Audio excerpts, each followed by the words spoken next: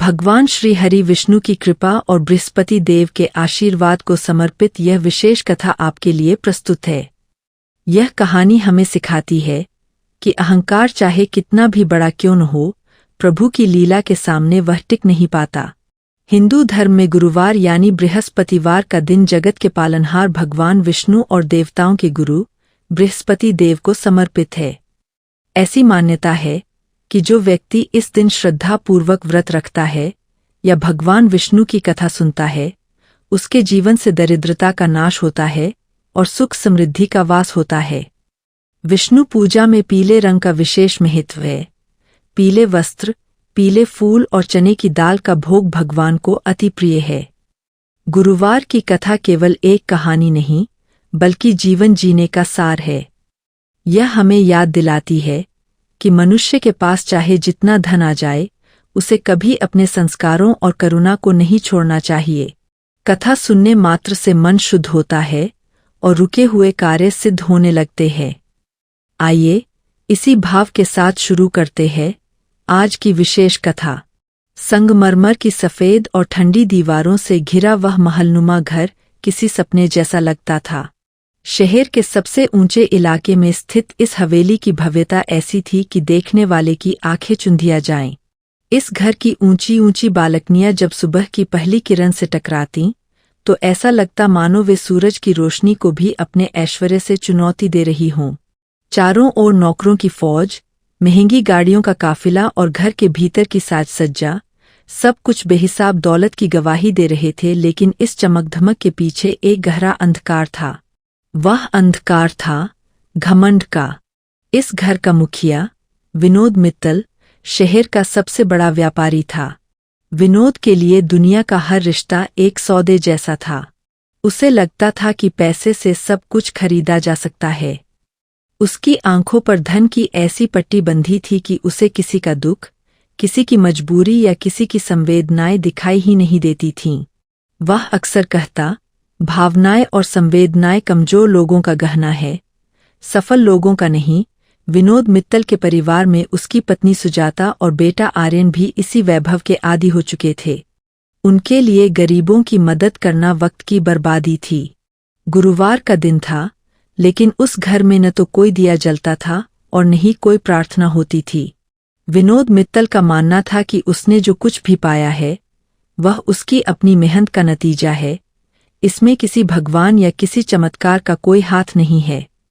वह अक्सर पूजा पाठ करने वालों का मजाक उड़ाता था।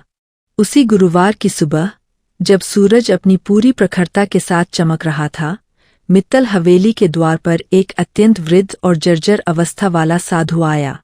उस साधु के वस्त्र फटे हुए थे, लेकिन उनके चेहरे पर एक अजीब सा तेज था। उन्होंने द्वारपाल से कहा, बेटा, बहुत भूख लगी है, क्या इस घर के मालिक से कुछ दान मिल सकता है? आज गुरुवार है, प्रभु का दिन है, कुछ अन्न दान करने से कल्याण होगा। द्वारपाल ने जब यह संदेश विनोद मित्तल तक पहुंचाया, तो वह उस समय एक बहुत बड़ी व्यापारिक डील के बारे में सोच रहा था। साधु की बात सुनकर वह जल्ला उठा। वह बालकनी में आया और नीचे खड़े साधु को देखकर उपहासपूर्ण लहजे में बोला, कल्याण?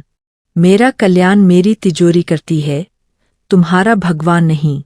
यहाँ से चले जाओ, मेरे पास फालतू के भिखारियों के लिए समय नहीं है।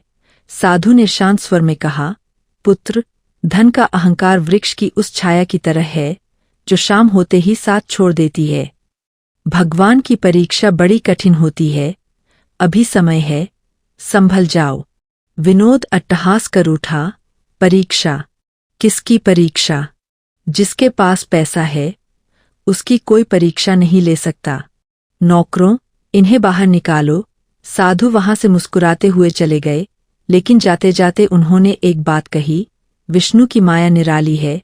जो आज राजा है, कल वह रंग बन सकता है।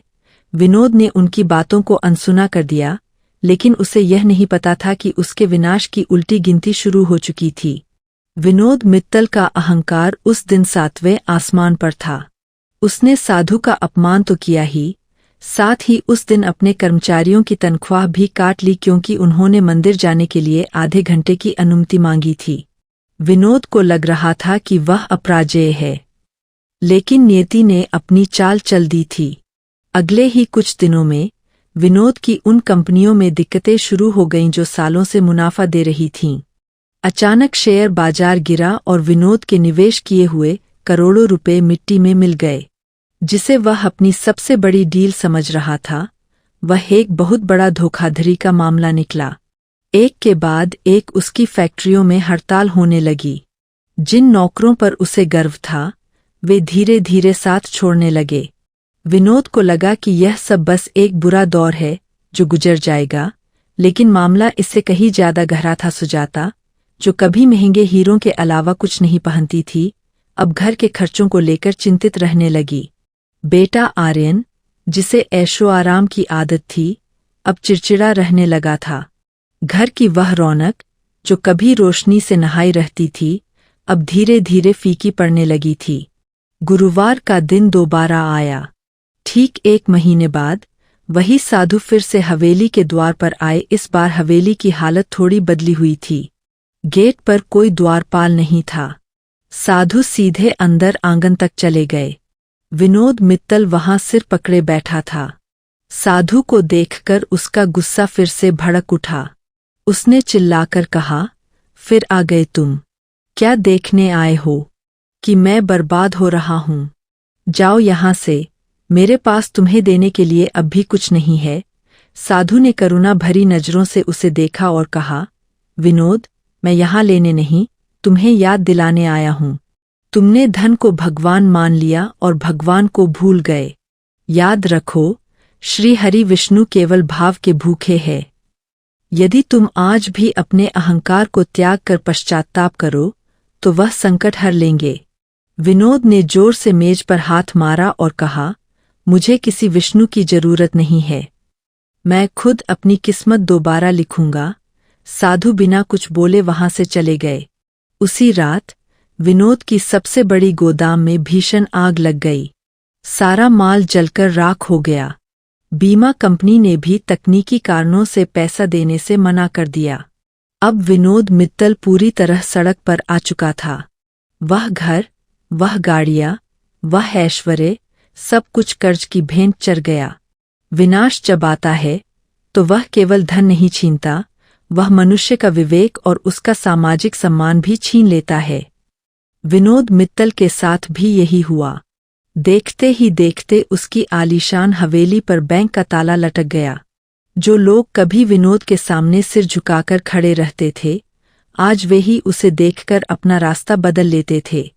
वह भव्य महल, जिसकी बालकनियां सूरज को चुनौती देती थीं, अब एक ठंडी और सूनी इमारत बनकर रह गई थी। विनोद अपनी पत्नी सुजाता और बेटे आर्यन के साथ शहर के एक छोटे से किराए के मकान में शिफ्ट होने पर मजबूर हो गया। यह मकान उस हवेली के एक बाथरूम से भी छोटा था। दीवारों से प्लास्टर झर रहा था और छत से बारिश का पानी टपकता था। विनोद के लिए यह स्थिति किसी नरक से कम नहीं थी। उसका अहंकार अब भी पूरी तरह मरा नहीं था, बल्कि वह गुस्से और कड़वाहट में बदल गया था। वह दिन भर कमरे में बैठकर अपनी किस्मत को कोसता और समाज को गालियां देता। सुजाता की हालत सबसे ज्यादा दयनीय थी। उसने कभी रसोई में कदम नहीं रखा था, लेकिन अब उसे फटे हुए हाथों से बर्तन मांजने पड़ रहे थे। आर्यन, जो कभी महंगी गाड़ियों के बिना घर से बाहर नहीं निकलता था, अब फटे हुए जूतों में पैदल काम की तलाश में भटकता। एक शाम सुजाता ने घर के कोने में पड़ी एक पुरानी पोटली खोली। उसमें उसकी माँ के दिए हुए कुछ पीतल के बर्तन और भगवान विष्णु की एक धूल जमी हुई छोटी सी मूर्ति थी। सुजाता ने रोते हुए उस मूर्ति को साफ किया। उस दिन भी गुरुवार था। उसने सोचा कि शायद यही एक सहारा बचा है। उसने पास की एक छोटी सी दुकान से 1 रुपए का गुड़ और थोड़े से चने खरीदे। जब वह घर में पूजा करने बैठी तो विनोद कमरे में आया। पूजा की महक और घंटी की आवाज सुनकर वह बिफर पड़ा। उसने चिल्लाकर कहा, बंद करो यह ढोंग। जिस भगवान ने हमें सड़क पर ला खड़ा किया, उसकी पूजा कर रही हो। अगर विष्णु होते तो क्या हमारी यह हालत होती? फेंक दो इसे बाहर। सुजाता ने पहली बार साहस जुटाकर कहा, नहीं, हम सड़क पर भगवान की वजह से नहीं, अपने घमंड की वजह से आए हैं। हमने कभी किसी प्यासे को पानी नहीं पिलाया, कभी किसी दुखियारे की मदद नहीं की। यह सजा नहीं है, यह सुधारने का एक मौका है। विनोद ने गुस्से में सुजाता के हाथ से वह प्रसाद छीनकर बाहर फेंक दिया। लेकिन ठीक उसी पल दरवाजे पर एक दस्तक हुई। दरवाजे पर वही बूढ़ा साधु खड़ा था। इस बार वह और भी कमजोर दिख रहा था। उसने धीमे स्वर में कहा, बेटा, क्या एक घूंट पानी मिलेगा? प्यास से गला सूख रहा है। विनोद ने उसे देखते ही पहचान लिया। उसने कड़वाहट से कहा, तुम फिर आ गए। देखो, तुम्हारी भविष्यवाणी सच हो गई। मैं बर्बाद हो गया। अब क्या लेने आए हो? मेरे पास फूटी कौड़ी भी नहीं है। साधु मुस्कुराए और बोले, मैं धन लेने नहीं आया था विनोद, तो यह देखने आया था कि क्या इस छोटे से घर में तुम्हारे बड़े अहंकार के लिए अभी भी जगह है। याद रखना, जब तक घड़े में गंदा पानी भरा रहता है, तब तक उसमें अमृत नहीं डाला जा सकता। पहले अपने भीतर की नफरत खाली करो। साधु पानी पीकर चले गए, लेकिन उनके शब्द विनोद के कान में गूंजते रहे। उस रात विनोद सो नहीं पाया। उसे अपनी वह हवेली याद आई, जहां उसने इसी साधु का अपमान किया था। उसे अपनी वे बातें याद आईं जब वह कहता था कि पैसा ही सब कुछ है। पहली बार उसे महसूस हुआ कि पैसा जाने के बाद उसके पास कोई ऐसा रिश्ता नहीं बचा जो उसे सांत्वना दे सके। उसके सारे व्यापारिक मित्र गायब हो चुके थे। अगले दिन सुबह आर्यन घर लौटा। उसके चेहरे पर चोट के निशान थे।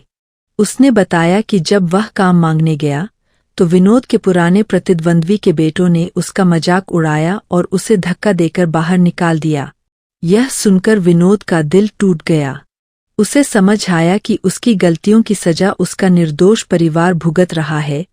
सुजाता ने चुपचाप विष्णु सहस्रनाम का पाठ शुरू कर दिया था। घर में भले ही खाने को पर्याप्त अनाज नहीं था, लेकिन उस पूजा की वजह से एक अजीब सी शांति छाने लगी थी। विनोद ने देखा कि सुजाता भूखी रहकर भी मुस्कुरा रही थी।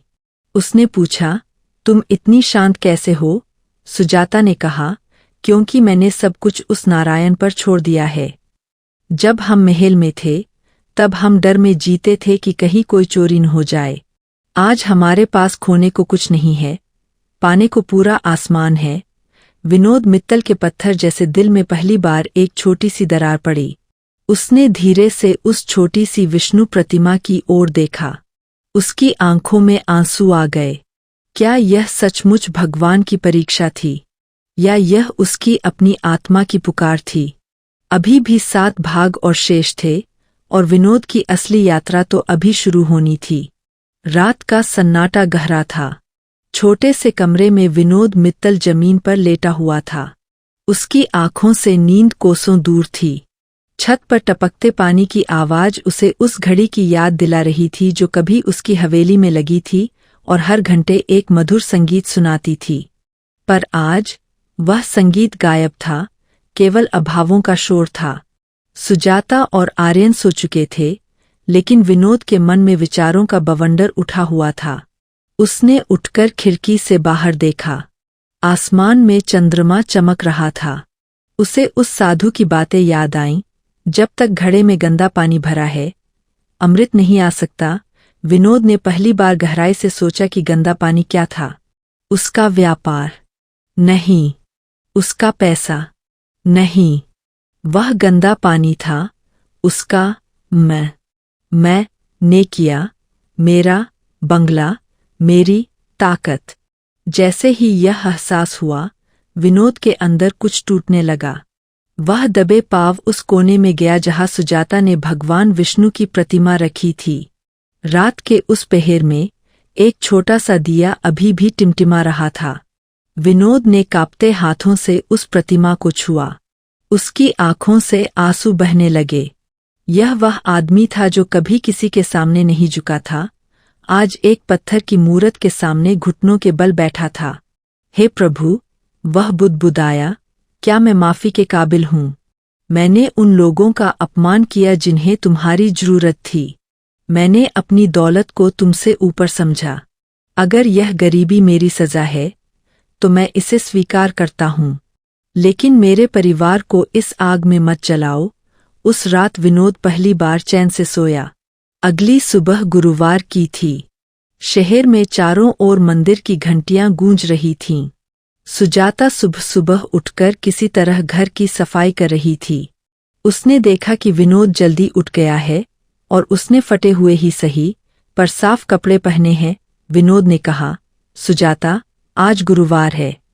मैं बाहर जा रहा हूँ, काम ढूंढने नहीं बल्कि अपनी गलती सुधारने।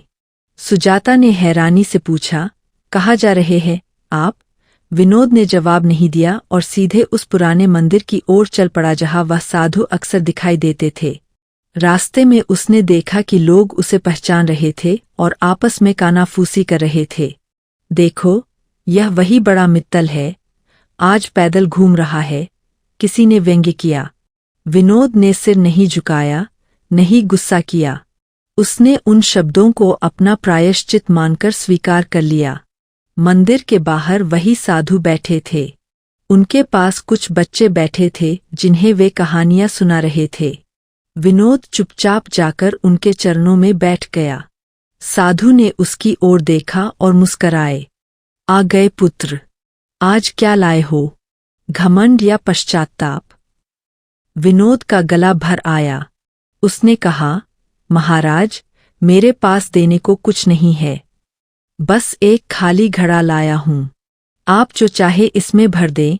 साधु ने उसके सिर पर हाथ रखा और कहा, विष्णु की भक्ति का पहला सोपान है दीनता। जब मनुष्य यह जान लेता है कि वह कुछ भी नहीं है, तब भगवान उसके लिए सब कुछ बन जाते हैं। जाओ, आज का दिन भगवान विष्णु की सेवा में लगाओ। मंदिर के आंगन में बिखरी पत्तियां साफ करो, आने वाले भक्तों को जल पिलाओ। यह मत सोचो कि तुम कौन थे, यह सोचो कि तुम अब कौन हो। पूरा दिन विनोद मित्तल ने वही किया। वह आदमी जो कभी मखमली सोफे से नीचे पैर नहीं रखता था, आज तपती दोपहरी में मंदिर की सफाई कर रहा था। उसके हाथों में छाले पड़ गए, पसीने से कपड़े तर हो गए, लेकिन उसके चेहरे पर एक अजीब सी शांति थी। दोपहर में जब मंदिर में भंडारा हुआ तो उसे एक पत्तल में थोड़ी सी खिचड़ी मिली। उसने वह खिचड़ी खुद नहीं खाई, बल्कि उसे हाथ में लेकर घर की ओर दौड़ा ताकि सुजाता और आर्यन को खिला सके। जब वह घर पहुंचा तो उसने देखा कि सुजाता के चेहरे पर एक चमक थी। उसने बताया, सुनिए, आज पता नहीं कैसे हमारे पुराने वफादार मुनीम जी आए थे। उन्होंने कहा कि उनके पास हमारे कुछ पुराने कागजात थे जिनमें एक छोटी सी जमीन का जिक्र है जो बैंक की कुर्की से बच गई थी। वह जमीन शहर के बाहर है, लेकिन वह अब हमारी है। विनोद की आंखों में खुशी के आंसू आ गए। उसे समझ आ गया कि यह कोई इत्तेफाक नहीं था, यह भगवान विष्णु का पहला इशारा था। उसने वह खिचड़ी सुजाता को दी और कहा, यह भगवान का प्रसाद है। आज से हम नया जीवन शुरू करेंगे, धन से नहीं, धर्म से। लेकिन परीक्षा अभी खत्म नहीं हुई थी। वह जमीन एक बंजर टुकड़ा थी जहां कुछ भी उगाना या करना लगभग नामुमकिन था। विनोद के सामने चुनौती थी कि वह उस धूल भरी जमीन को कैसे अपने जीवन का आधार बनाएगा। क्या वह फिर से लालच के रास्ते पर जाएगा या इस बार उसकी मेहनत में नारायण का नाम होगा? वह छोटा सा जमीन का टुकड़ा शहर के शोर शराबे से बहुत दूर एक रेतीले इलाके में था। जब विनोद मित्तल अपनी पत्नी सुजाता और बेटे आर्यन के साथ वहां पहुंचा तो उसकी उम्मीदें एक पल के लिए डगमगा गईं। चारों ओर केवल सूखी झाड़ियां और कंकड़ पत्थर थे। वहां न तो पानी की सुविधा थी और न ही कोई साया। दूर दूर तक केवल बंजर धरती फैली थी।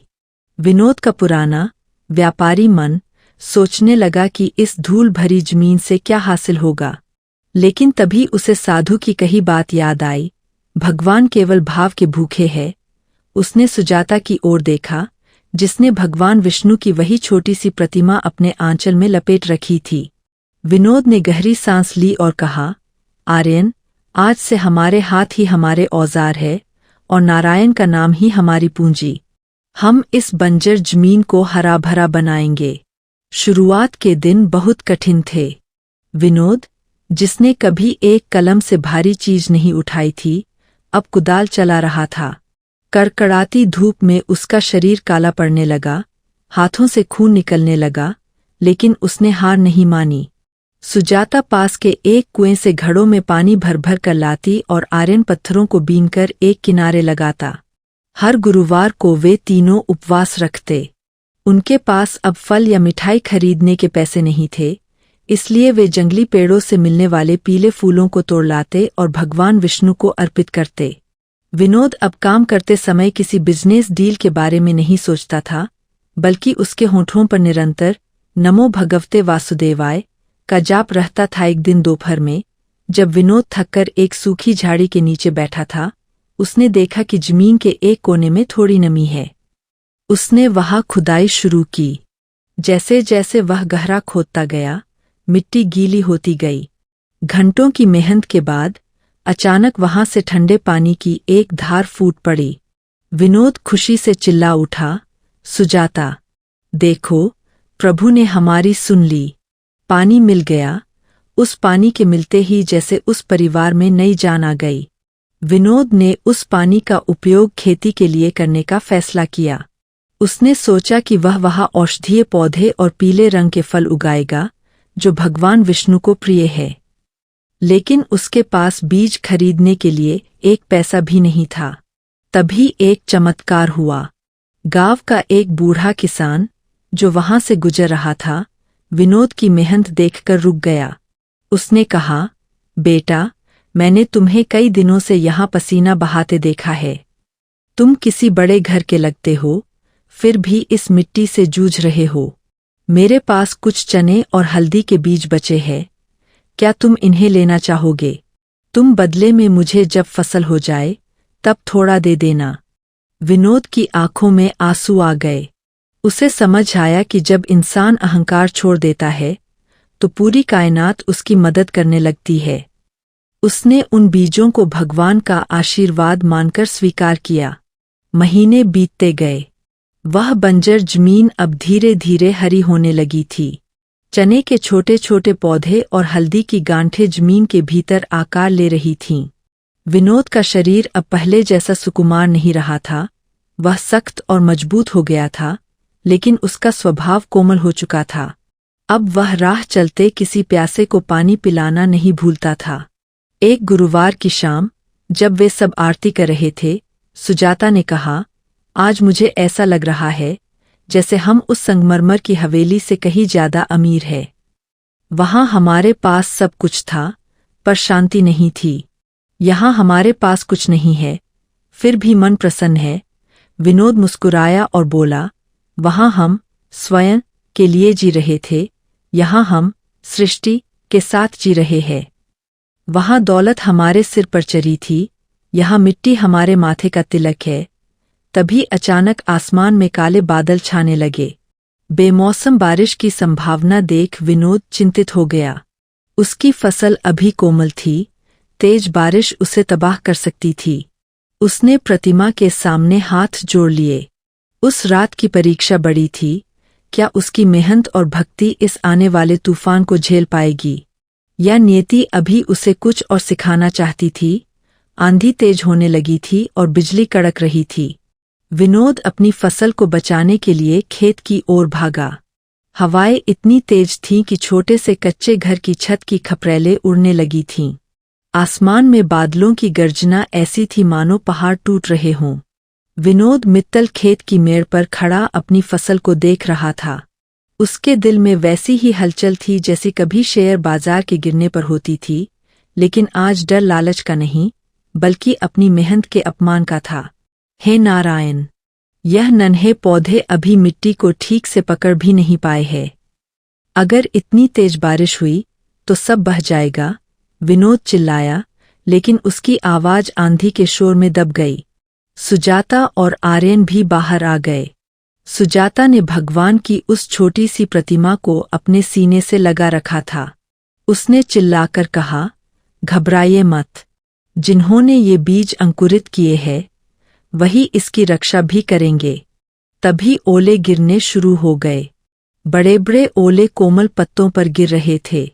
विनोद ने आव देखा न ताव अपनी पुरानी फटी हुई चादर और घर में रखे कुछ बोरे उठाए और पागलों की तरह पौधों को ढकने लगा। उसके हाथ ठंड से सुन्न हो रहे थे, ओलों की मार से उसका शरीर नीला पड़ रहा था, लेकिन वह रुका नहीं। वह हर पौधे को ऐसे बचा रहा था जैसे कोई पिता अपनी संतान को बचाता है। तभी उसने देखा कि खेत के एक कोने में पानी भर रहा है, जिससे मिट्टी कट रही थी। विनोद ने अपने हाथों से मिट्टी खोदकर पानी का रास्ता मोड़ने की कोशिश की। वह थककर चूर हो चुका था, लेकिन उसके होठों पर निरंतर मंत्र चल रहा था, विष्णु, विश, विश्व। अचानक एक बिजली कड़की और पास के एक सूखे पेड़ पर गिरी। पूरा इलाका रोशनी से भर गया। उस क्षणिक रोशनी में विनोद ने देखा कि वही साधु खेत की दूसरी मेड़ पर खड़े हैं। वे भीग नहीं रहे थे, मानो उनके चारों ओर एक अदृश्य सुरक्षा कवच हो। वे मुस्कुराए और उन्होंने अपना हाथ उठाया। चमत्कारिक रूप से अगले ही पल हवा का रुख बदल गया। ओले गिरना बंद हो गए और मूसलाधार बारिश एक हल्की फुहार में बदल गई। विनोद वहीं कीचड़ में घुटनों के बल बैठ गया। उसका शरीर कांप रहा था, लेकिन मन शांत था। अगली सुबह जब सूरज निकला तो पूरा खेत धुला हुआ और ताजा लग रहा था। ओलों से कुछ नुकसान तो हुआ था, लेकिन अधिकांश फसल बच गई थी। सबसे आश्चर्यजनक बात यह थी कि जहां ओले गिरे थे, वहां की मिट्टी और भी उपजाऊ लग रही थी। तभी शहर से कुछ लोग वहां पहुंचे। वे शहर के बड़े व्यापारी थे जो कभी विनोद के साथ काम करते थे। उन्हें पता चला था कि विनोद यहाँ खेती कर रहा है। वे उसका मजाक उड़ाने आए थे। उनमें से एक ने हंसते हुए कहा, अरे मित्तल साहब, कल की आंधी ने तो आपकी जागीर उजाड़ दी होगी।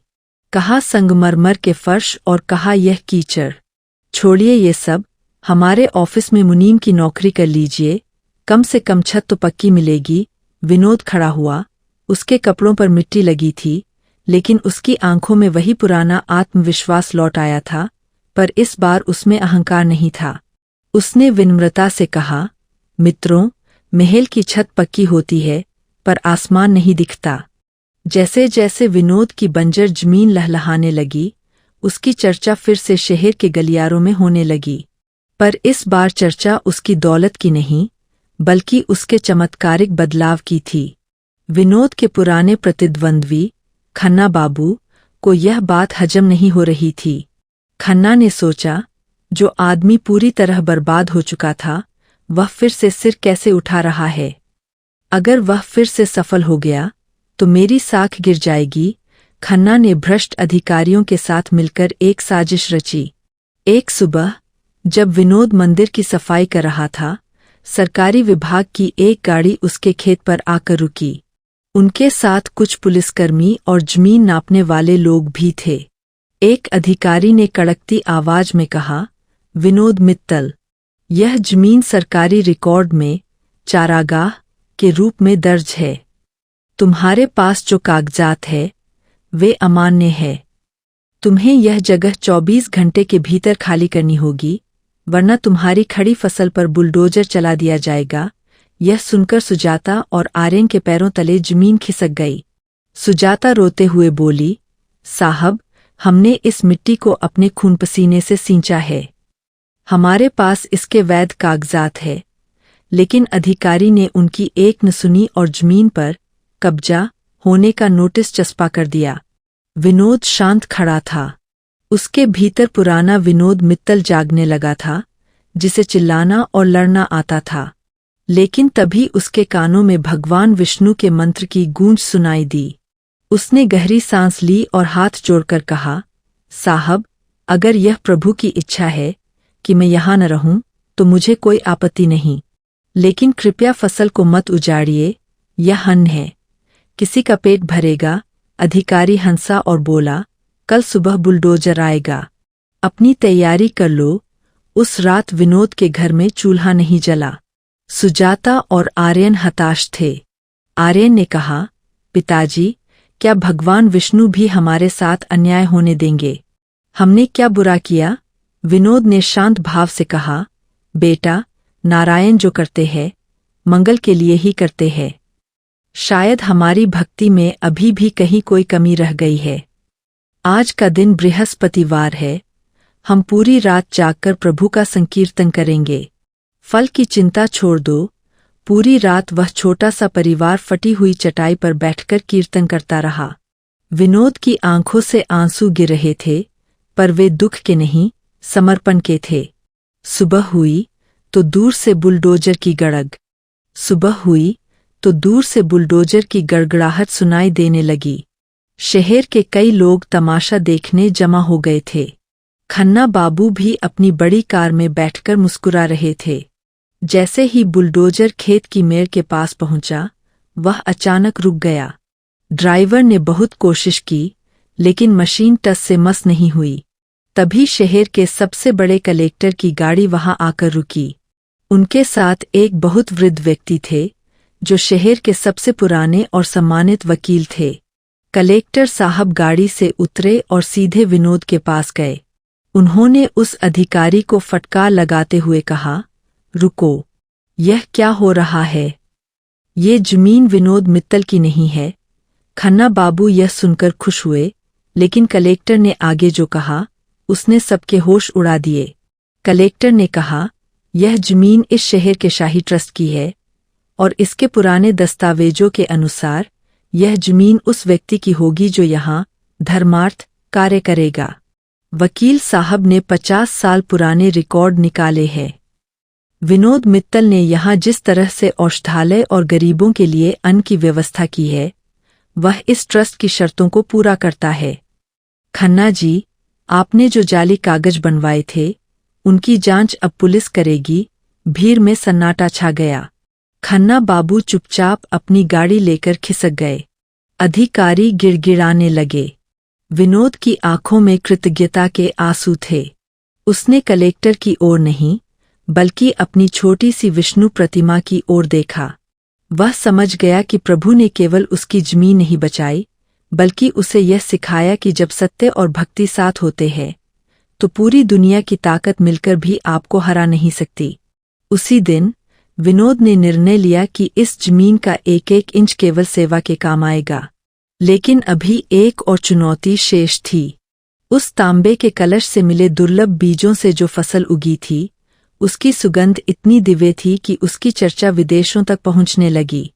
क्या विनोद इस नई सफलता के बाद फिर से उसी पुराने रास्ते पर तो नहीं चला जाएगा जहां केवल पैसा और व्यापार था? सच्ची भक्ति का फल जब मिलता है, तो वह किसी चमत्कार से कम नहीं होता। विनोद मित्तल को उस तांबे के कलश से जो बीज मिले थे, वे साधारण नहीं थे। वे प्राचीन काल की लुप्त हो चुकी औषधीय जड़ी बूटियों के बीज थे। जब वे पौधे पूरी तरह खिले, तो उनके फूलों से निकलने वाली सुगंध पूरे इलाके में फैल गई।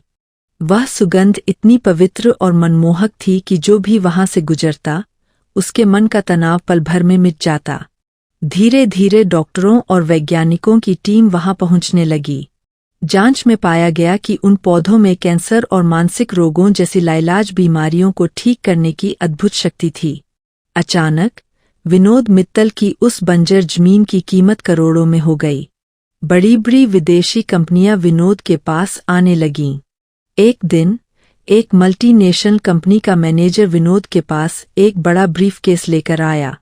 उसने कहा, मित्तल साहब, आपकी इस फसल और इन बीजों के लिए हमारी कंपनी आपको 500 करोड़ रुपए देने को तैयार है। साथ ही हम आपको फिर से उसी वैभव वाली हवेली और गाड़ियों की चाबी देंगे जो कभी आपके पास थीं। आपको बस इस जमीन पर हमारा अधिकार करना होगा। विनोद ने उस ब्रीफकेस की ओर देखा। एक पल के लिए उसकी आंखों के सामने अपनी पुरानी आलीशान जिंदगी, नौकर चाकर और वह मान सम्मान घूमने लगा जिसे वह खो चुका था। सुजाता और आर्यन भी पास खड़े थे। 500 करोड़। यह रकम इतनी बड़ी थी कि विनोद की आने वाली 7 पीढ़ियां बिना काम किए राज कर सकती थीं। सुजाता की धड़कनें तेज हो गई थीं। उसने विनोद की ओर देखा। क्या उसका पति फिर से उसी मोहमाया के जाल में फंस जाएगा? क्या वह फिर से वही विनोद मित्तल बन जाएगा जिसे सिर्फ दौलत से प्यार था? विनोद थोड़ी देर तक मौन रहा, फिर उसने धीरे से सुजाता और भगवान विष्णु की उस छोटी सी मूर्ति की ओर देखा जिसने बुरे वक्त में उनका साथ दिया था। उसने मुस्कुराते हुए मैनेजर से कहा, श्रीमान, आपने बहुत बड़ी रकम पेश की है, लेकिन एक बात बताइए, क्या ये 500 करोड़ मुझे वह शांति दे पाएंगे जो मुझे हर सुबह भगवान की आरती करते समय मिलती है? क्या आपकी ये हवेली मुझे वह नींद दे पाएगी जो मुझे इस कच्चे घर की जमीन पर आती है? मैनेजर हैरान रह गया। उसने कहा, लेकिन आप फिर से शहर के सबसे अमीर आदमी बन सकते हैं। विनोद ने विनम्रता से जवाब दिया, अमीर वह नहीं जिसके पास बहुत धन हो, अमीर वह है जिसकी आत्मा तृप्त हो। ये बीज और ये जड़ी बूटियां प्रभु की देन है और इनका उपयोग केवल मानवता की भलाई के लिए होगा। मैं इन्हें बेचूंगा नहीं, बल्कि मैं यहाँ एक नारायण औषधालय बनाऊंगा जहाँ इन दवाओं से मुफ्त इलाज होगा।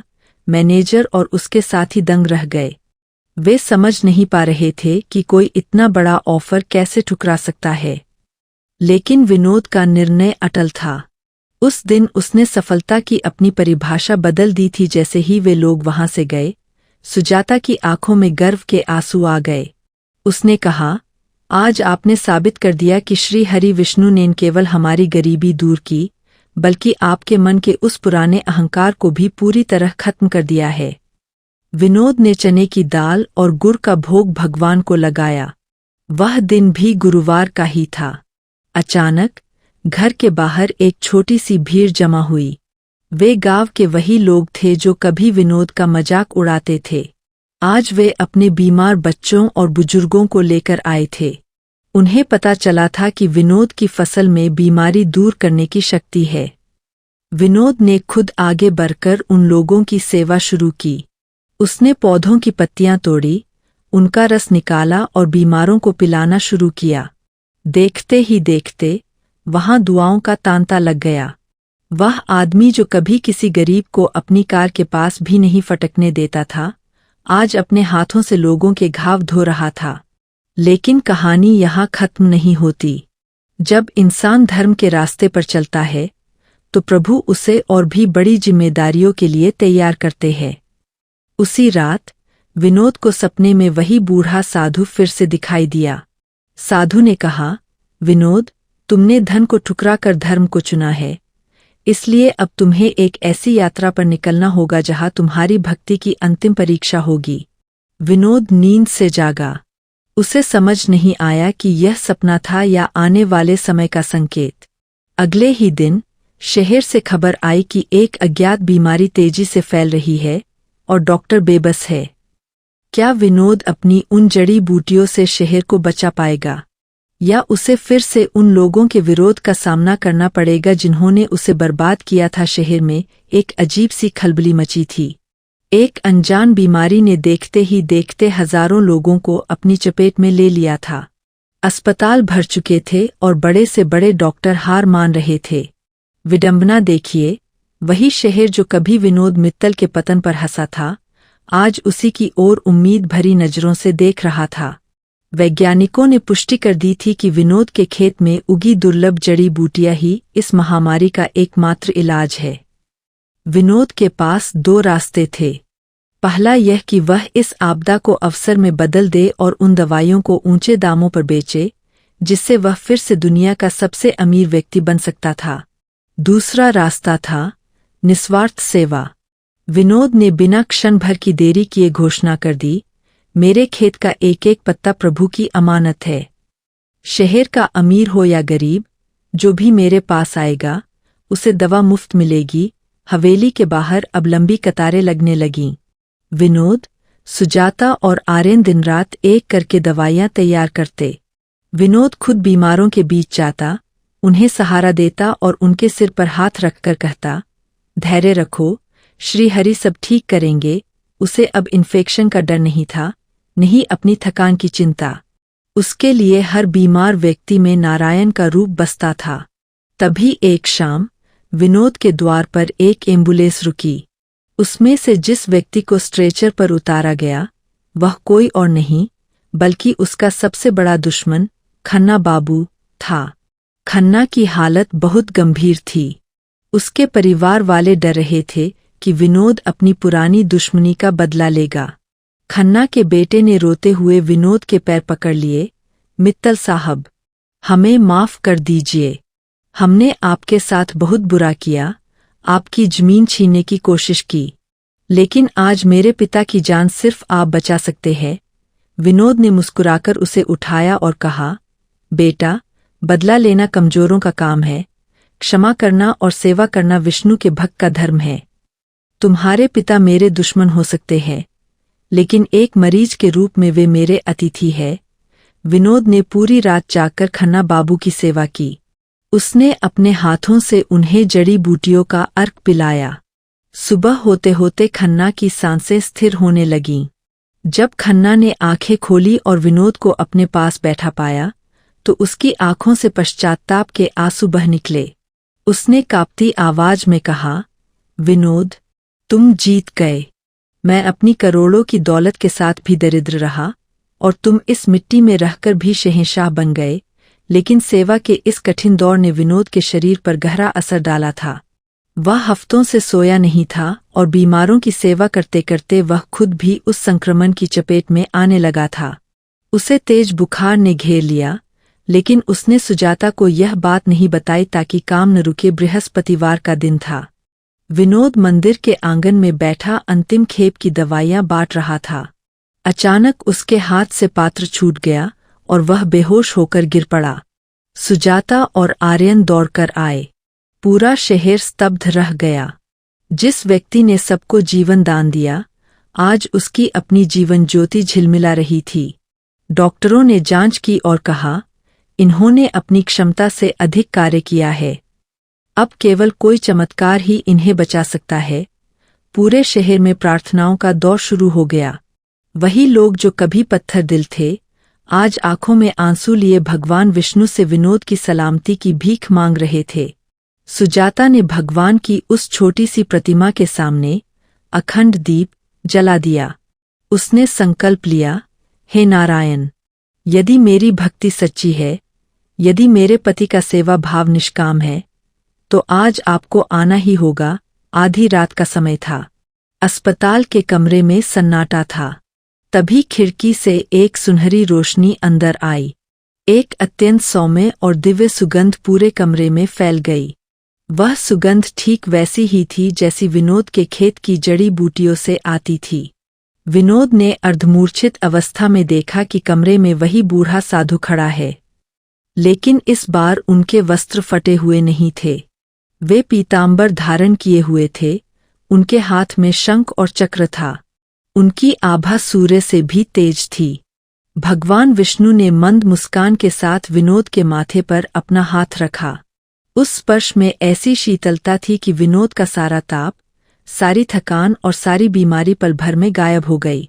प्रभु ने कहा, उठो वत्स, तुम्हारी परीक्षा पूर्ण हुई। तुमने सिद्ध कर दिया कि धन का अहंकार मिट्टी है और करुणा ही असली स्वर्ण है। तुमने अपने शत्रुओं को प्रेम से जीता है और यही मेरी सबसे बड़ी पूजा है।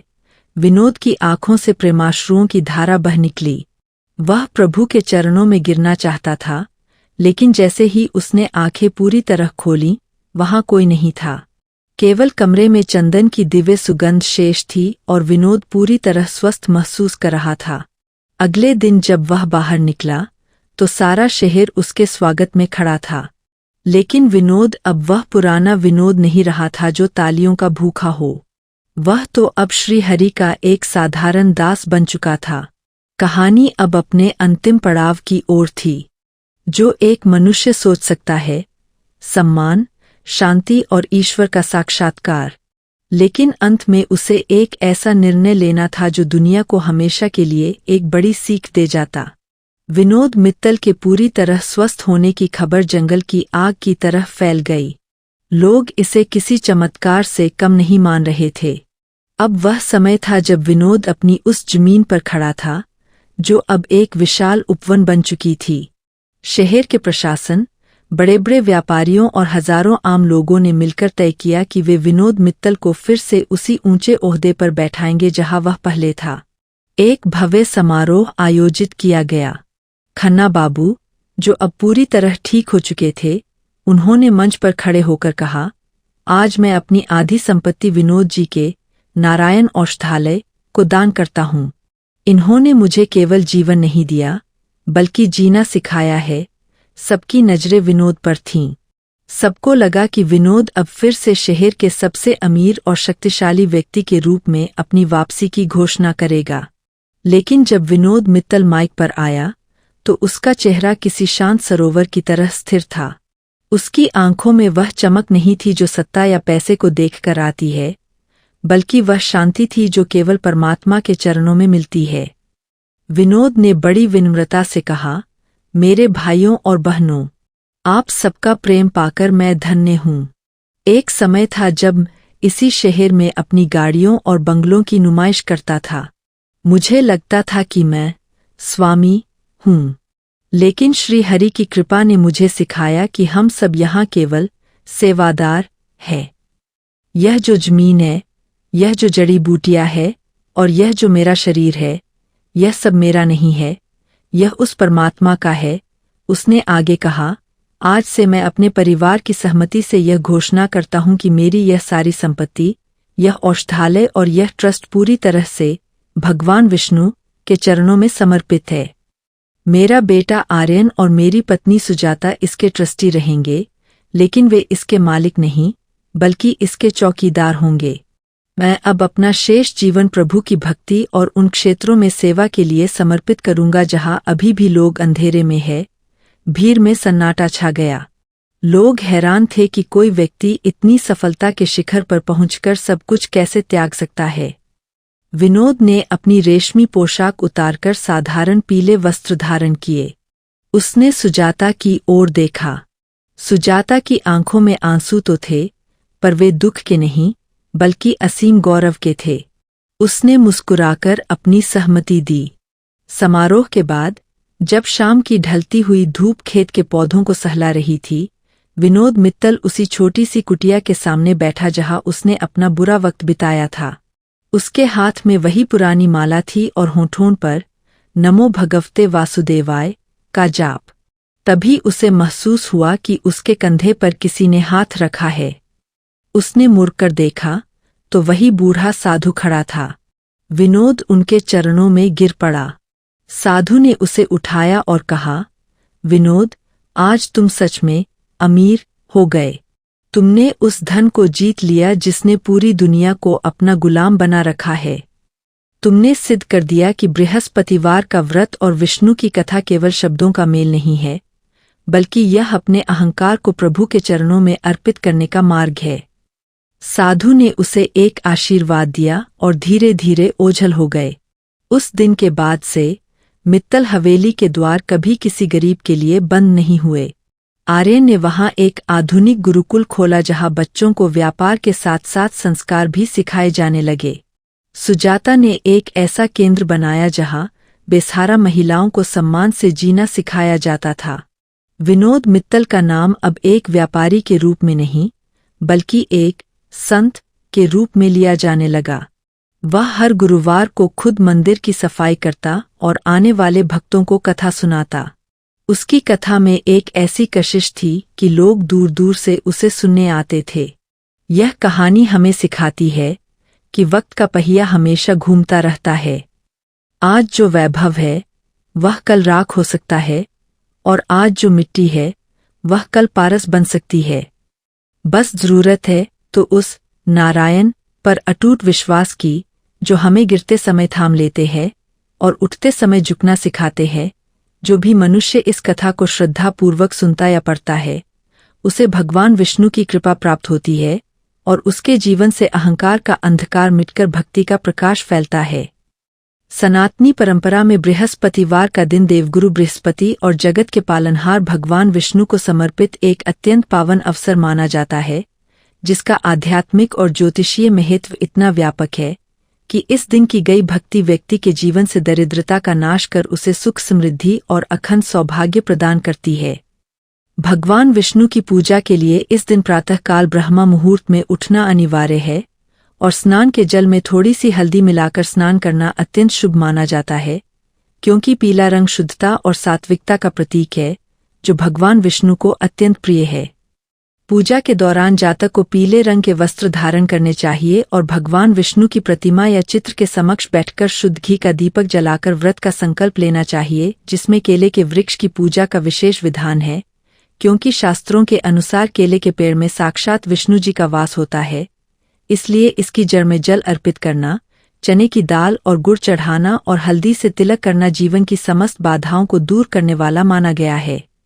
विष्णु सहस्रनाम का पाठ या नमो भगवते वासुदेवाय मंत्र का जाप करने से मन की शुद्धि होती है और जातक को मानसिक शांति के साथ साथ कार्यक्षेत्र में सफलता प्राप्त होती है, क्योंकि गुरु ग्रह की कृपा के बिना ज्ञान और धन का समन्वय असंभव है। इस दिन व्रती को विशेष सावधानी बरतनी चाहिए कि वह अपने बाल कटवाए, नाखून काटे और घर में साबुन या सर्फ का प्रयोग वर्जित रखे, क्योंकि ऐसा माना जाता है कि इन कार्यों से गुरु ग्रह कमजोर होता है और लक्ष्मी जी का अपमान होता है। पूजा के अंत में सत्यनारायण भगवान की कथा सुनना या पढ़ना पुण्य फलदायी होता है और अंत में बेसन के लड्डू या पीले फलों का भोग लगाकर उसे प्रसाद के रूप में वितरित करना चाहिए, जिससे पारिवारिक शांति और संतान सुख की प्राप्ति होती है। बृहस्पतिवार के दिन दान का महत्व हिंदू धर्मशास्त्रों में दान के सामान्य नियमों से कहीं अधिक फलदायी बताया गया है, क्योंकि इस दिन किया गया दान केवल हमारे पापों का शमन करता है, बल्कि कुंडली में गुरु की स्थिति को मजबूत कर हमारे भाग्य के द्वार खोलता है। इस पावन दिन पर पीले रंग की वस्तुओं का दान सबसे महत्वपूर्ण माना गया है, जिसमें चने की दाल, हल्दी, केसर, पीले वस्त्र, सोना और बेसन की मिठाइयाँ प्रमुख है, क्योंकि ये सभी वस्तुएं गुरु तत्व का प्रतिनिधित्व करती है और इनके दान से व्यक्ति के यश और कीर्ति में वृद्धि होती है। यदि किसी व्यक्ति के विवाह में विलंब हो रहा हो या वैवाहिक जीवन में कठिनाइयां आ रही हों तो उसे मंदिर में जाकर केसरिया रंग का सूती वस्त्र और चने की दाल का दान करना चाहिए, जिससे भगवान बृहस्पति प्रसन्न होकर बाधाओं का निवारण करते हैं। दान की प्रक्रिया में यह ध्यान रखना आवश्यक है कि दान हमेशा पात्र व्यक्ति या ब्राह्मण को आदर के साथ दिया जाए और यदि संभव हो तो इस दिन गाय को हल्दी लगी हुई रोटी और गुड़ खिलाना चाहिए, क्योंकि गौसेवा से सभी 33 कोटि देवताओं का आशीर्वाद स्वतः ही प्राप्त हो जाता है। शिक्षा और ज्ञान के क्षेत्र में उन्नति चाहने वाले विद्यार्थियों को इस दिन धार्मिक पुस्तकें, पेन या अन्य शिक्षण सामग्री गरीब बच्चों में वितरित करनी चाहिए, क्योंकि विद्या दान को सबसे बड़ा दान माना गया है, जो भगवान विष्णु के ज्ञान स्वरूप को अति प्रिय है।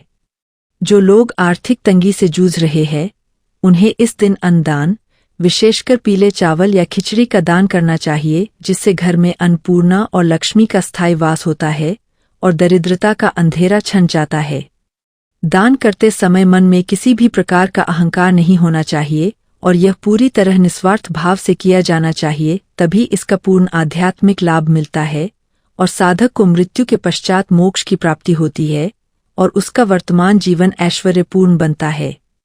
भगवान विष्णु की सबसे प्रसिद्ध आरती जय जगदीश हरे की व्याख्या भक्ति मार्ग के सार को दर्शाती है। यह आरती केवल शब्दों का समूह नहीं, बल्कि भक्त और ईश्वर के बीच के संबंध का एक गहरा दर्शन है। भगवान विष्णु की आरती आध्यात्मिक व्याख्या 1 शरणागति का भाव जय जगदीश हरे। आरती की शुरुआत जगदीश शब्द से होती है, जिसका अर्थ है पूरे जगत के स्वामी। यह इस बात को स्वीकार करना है कि ब्रह्मांड की हर वस्तु, हर जीव और हर घटना भगवान विष्णु के नियंत्रण में है। भक्त जब यह गाता है तो वह अपने अहंकार को त्याग कर ईश्वर की सर्वोच्चता को स्वीकार करता है। 2 कष्टों का निवारण स्वामी भक्त जनों के संकट। आरती की पंक्तियां कहती है कि क्षण में दूर करे। यहाँ भगवान की असीम शक्ति और दयालुता का वर्णन है। यह विश्वास दिलाया गया है कि यदि कोई भक्त सच्चे मन से पुकारता है तो भगवान उसके शारीरिक, मानसिक और आध्यात्मिक दुखों को पल भर में समाप्त कर देते हैं। 3 निस्वार्थ भक्ति जो ध्यावे फल पावे। व्याख्या के अनुसार जो व्यक्ति एकाग्र मन से ईश्वर का ध्यान करता है, उसका मन शुद्ध हो जाता है। दुख बिन से मन का अर्थ केवल बाहरी दुख नहीं, बल्कि मन के भीतर के विकार जैसे क्रोध, लोभ और मोह का नष्ट होना है। सुख संपत्ति का घर में आना केवल भौतिक धन नहीं, बल्कि संतोष और शांति का प्रतीक है। 4. समर्पण और त्याग, तन मन धन सब है तेरा। यह आरती का सबसे महत्वपूर्ण भाग है। भक्त कहता है कि तेरा तुझको अर्पण, क्या लागे मेरा। यह पूर्ण समर्पण का भाव है। जब हम यह स्वीकार कर लेते हैं कि हमारा शरीर, हमारी बुद्धि और हमारी संपत्ति सब ईश्वर की दी हुई है, तो हमारे भीतर से मैं और मेरा का भाव समाप्त हो जाता है। यही मोक्ष का मार्ग है। 5. दीनबंधु और पालनकर्ता, तुम पाताल चतुर्भुज। भगवान विष्णु को दीनबंधु कहा गया है, यानी गरीबों और असहायों के रक्षक। वे पालक है जो सृष्टि के हर जीव का भरण पोषण करते हैं। उनके 4 हाथ चतुर्भुज रूप धर्म, अर्थ, काम और मोक्ष के संतुलन को दर्शाते हैं। 6. भक्ति और श्रद्धा, विषय विकार मिटाओ। अंत में भक्त प्रार्थना करता है कि उसके मन से संसार की बुराइयां, विषय विकार दूर हो जाए और ईश्वर के प्रति श्रद्धा भक्ति। भगवान विष्णु और माता लक्ष्मी का संबंध केवल एक दिव्य दाम्पत्य का उदाहरण नहीं है, बल्कि यह सृष्टि के संतुलन, प्रबंधन और नैतिकता का वह आधार स्तंभ है जो आज के आधुनिक युग की जटिलताओं और भागदौड़ भरी जीवन शैली के लिए अत्यंत प्रासंगिक और प्रेरणादायक शिक्षाएं प्रदान करता है। भगवान विष्णु को सृष्टि का पालक माना जाता है, जो यह सिखाते हैं कि नेतृत्व का अर्थ केवल आदेश देना नहीं, बल्कि पूरी व्यवस्था का संरक्षण करना और संकट के समय धैर्य के साथ समाधान खोजना है। जबकि माता लक्ष्मी चंचलता और समृद्धि की प्रतीक होकर यह सिखाती है कि धन केवल भौतिक वस्तु नहीं, बल्कि एक ऊर्जा है जिसे अनुशासन और श्रम के माध्यम से ही स्थायी बनाया जा सकता है। आधुनिक जीवन में तनाव और अनिश्चितता के बीच भगवान विष्णु का क्षीर सागर में शेषनाग पर शांत मुद्रा में लेटना हमें यह संदेश देता है कि समस्याएं चाहे कितनी भी जहरीली या विकराल क्यों न हो, एक कुशल प्रबंधक और व्यक्ति को अपना आंतरिक धैर्य और मानसिक शांति कभी नहीं खोनी चाहिए। विष्णु जी के विभिन्न अवतार हमें अनुकूलनशीलता, एडेप्टेबिलिटी की सीख देते हैं। जैसे उन्होंने समय और परिस्थिति की मांग के अनुसार मत्स्य से लेकर कृष्ण तक के रूप धारे, वैसे ही आज के दौर में हमें भी निरंतर सीखने और स्वयं को बदलने के लिए तैयार रहना चाहिए। माता लक्ष्मी का विष्णु जी के चरणों के पास बैठना किसी हीनता का नहीं, बल्कि धन का, धर्म के प्रति समर्पण का प्रतीक है, जो आज के कॉरपोरेट जगत को यह सिखाता है कि आर्थिक उन्नति तब तक सार्थक नहीं है जब तक वह नीति, मर्यादा और लोक कल्याण से न जुड़ी हो। लक्ष्मी जी का एक नाम चंचला है, जो हमें सचेत करता है कि यदि धन का प्रबंधन सही न हो और यदि वह केवल अहंकार की पूर्ति के लिए हो तो वह टिकता नहीं है। इसलिए निवेश और बचत के आधुनिक सिद्धांतों में लक्ष्मी के उस स्वरूप को समझना अनिवार्य है जो परिश्रम और ईमानदारी से आता है। विष्णु और लक्ष्मी का अटूट साथ यह भी दर्शाता है कि एक सफल जीवन के लिए पुरुषार्थ और संसाधन का मिलन आवश्यक है, जहाँ विष्णु कर्म का और लक्ष्मी उस कर्म से मिलने वाले वैभव का प्रतिनिधित्व करती है। आज के पारिवारिक जीवन में जहाँ आपसी संवाद की कमी हो रही है, वहाँ इन दोनों का सामंजस्य हमें सिखाता है कि कैसे एक दूसरे के पूरक बनकर जीवन की कठिन चुनौतियों का सामना किया जा सकता है। क्षीर सागर मंथन से निकली लक्ष्मी ने जब विष्णु को चुना, तो उन्होंने शक्ति या सत्ता को नहीं, बल्कि स्थिरता और चरित्र को चुना, जो आज के युवाओं के लिए चयन के सही मापदंडों की एक बड़ी सीख है। आधुनिक युग में जिसे हम वर्क लाइफ बैलेंस कहते हैं, वह विष्णु जी के जीवन में स्पष्ट दिखता है, जहाँ वे अपनी पारिवारिक जिम्मेदारियों को निभाते हुए भी पूरी सृष्टि के न्याय और सुरक्षा के प्रति सजग रहते हैं। अंततः उनकी जीवन गाथा हमें सिखाती है कि सच्चा सुख केवल संचय में नहीं, बल्कि त्याग, न्यायपूर्ण वितरण और धर्म के पथ पर चलने में है, क्योंकि जब समृद्धि लक्ष्मी, नारायण, सत्य और न्याय के साथ होती है, तभी वह मंगलकारी और चिरस्थायी होती है।